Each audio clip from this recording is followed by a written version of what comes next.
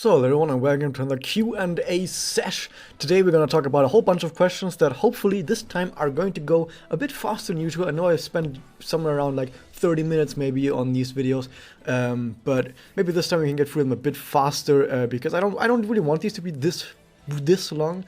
Mostly because my questions are usually rather simple and then I spend like 30 minutes ranting about nothing.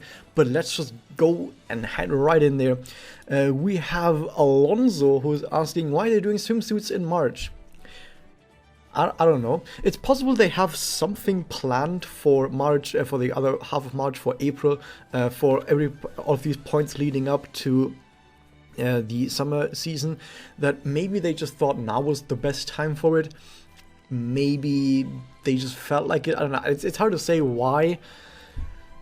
But to be honest, I don't really mind too much. Like, I don't really care. Didn't the Chinese server have like Valentine's in December or like January or something? I don't really mind them doing stuff like that. So, Why is Forest the second rarest type now, just behind Void? I think it's just that the developers don't really know that well what to really do with Forest type other than the green units. If a unit is green, give them Forest type, Matsuri, even if it doesn't make sense. And I think apart from that, they just don't really know how to actually handle that in any sort of way whatsoever. While with Light and Dark, it's very easy to just have any girl that is a little bit moody, for example, or has a dark backstory, and then be like, that's a dark type. Which it feels like is what they're doing all the time, so that's why we have 10 billion dark types. I don't think it's specifically that they like dark types so much more, or light types even, it's just that it's really easy to make a unit dark or light. Very easy, but forests, they gotta be like about nature and stuff, and they gotta be green. Oh, that's not that simple. Do you think they do a crossover with another franchise? I do think they will do another crossover at some point. However, what franchise that will be could be absolutely anything. I think guessing at this point would be kind of foolish, but I'm going to do it anyway. And I'm going to say that they're going to have a crossover with Neptunia. That's my guess. They're going to have a crossover with Neptunia. Makes absolutely no sense, but you know what? Any other guess that I could make would make just as little sense. So yeah, you know what? Neptunia.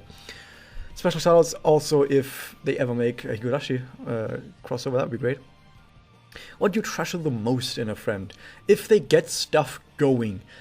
I do live here alone in an apartment, and all my friends, they live around here on the campus, of university campus, and everyone just sits at home, does stuff at home, and you need a guy who comes in and is like, you know what guys, let's hang out, let's play some games, let's do this, let's do that. You need someone to get stuff going. I used to be like that for a few years, where I always used to be the one who gets stuff going, but then I got a new group of friends where there was someone else who got stuff going, and I was sort of leaning back and being like, oh yeah, finally someone else can be that guy to get people to go out and stuff. And then that guy left, a bunch of other people left because they wanted to study somewhere else or because they were done studying. And now all the friends that I still have left here at the university, none of them wants to get stuff going. And I don't really feel like it anymore because that's really stressful. And I would like to have another friend who, you know what, who steps in, who does stuff. That's usually what I treasure most in a friend. Moving on, we have Homicide. It says, who is worse girl? Homo, of course. No, it's Toka, of course. Of course it's Toka. What, you guys think I'm gonna really say anything else other than Toka? Yuna, maybe? Maybe Hikaru? People will be like, oh, Hikaru is so cute, though. Yeah, but if Yuna says kill 10 million people and Hikaru kills 10 million and 1 people just to exceed her expectations. I'm not a big fan of that. Really not a big fan of that. Next up, we have Dinda the Smart, who says, is Harumu your sister? The foil looks similar with yours. Yes, yeah, she's my sister, but I kicked her out of the house. Why? Because she got all her friends killed. And I was like, I don't need a loser in my house. Get out of here! And I kicked her out the door. I don't know what she's been doing since then. I heard she's been hanging out with some computer nerd or whatever. Next up we have Amia Rif, who is asking, how do you know if a unit is good based on attack, HP, and defense? Well, if you look over here at Ashley, that's a good unit. Usually what I look for is specific values that I know are sort of average values, where if you're better than that, you're probably pretty good. For the most part, though, I focus on attack. For example, Ashley right here, 12.6 thousand attack, which is pretty good. usually the value I look for is anything over 11,000. Anything over 11,000 is quite decent attack. When it comes to defense, also over 11,000 would be pretty good. When it comes to HP, maybe over 32,000. Those are some good values that I think if someone has more than these in multiple stats, even that would be really good. But at least attack, that would be quite alright. But then it also kind of depends on the unit themselves. What do they want to do? However, that's actually kind of simple because most units in the game just attack. Most units in the game just want to deal damage, so for most units I just care about the attack, and apart from that I just look at maybe if their defense and HP is really bad, like way below the 11,000 and 32,000 that I just mentioned, way below that, then okay, that might be a problem. But there's only a handful of units out there that don't really care too much about attacks, like pure supports, some pure heal types, some pure tanks like defense types, but even then, having more attack is usually always pretty great, and I don't know, there's not too many places in the game where you really want to go full defense or full HP, so yeah, mostly I just look at attack. That's how I say when a unit is good or not, although, like I said, it also kind of depends on what they're doing. Next up we have Little Cube the Rat is asking, is it just me, or do you think they should add an increased drop rate Memoria? I mean, it's already an episode level and Himika has CC Memoria. Why not a drop rate 1? Well, that's just my opinion. Also, will they add Mino? Mino, possibly when they do a TOT 3 rerun, but I actually think they won't. It's possible, but it's less likely than people might think. But about the Memoria, I don't think so. They should. I don't think they should. I don't think they should. CC doesn't really matter at all. Like 99% of all CC that I have, I got from like turning in event currency for them.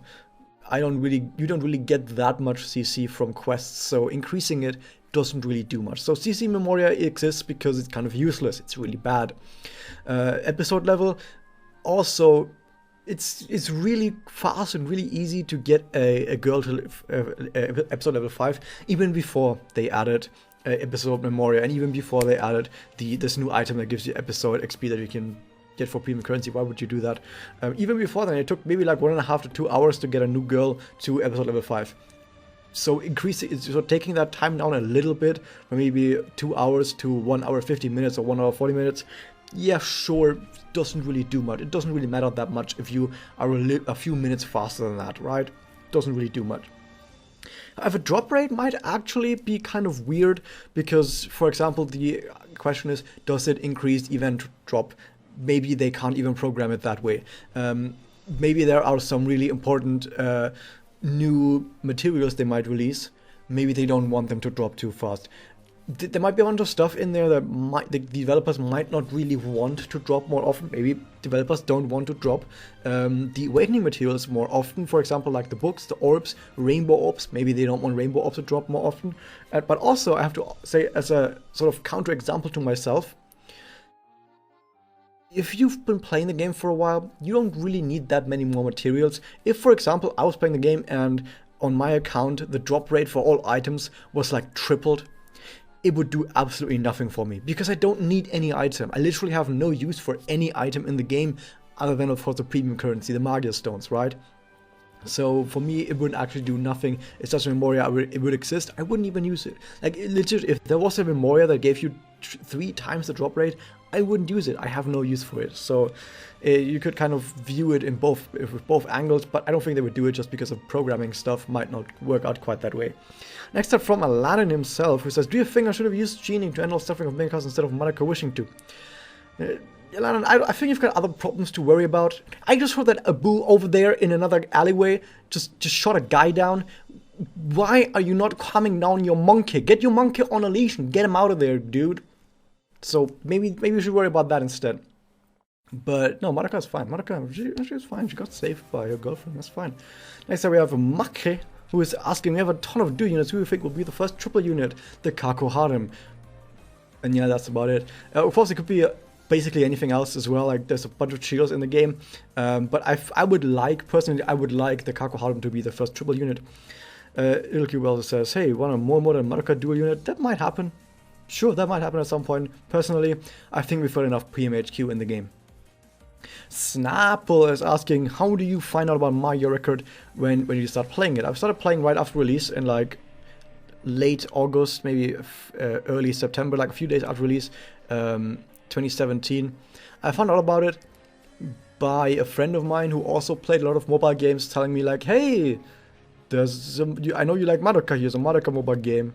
And that's about it, like that. And I googled it and found out about it.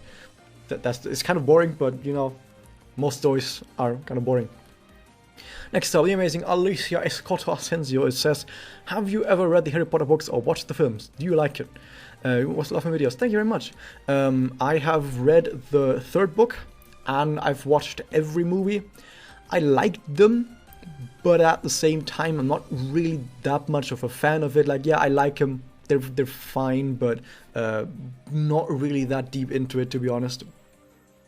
And I don't really read much about Harry Potter because, you know, J.K. Rowling is a bit...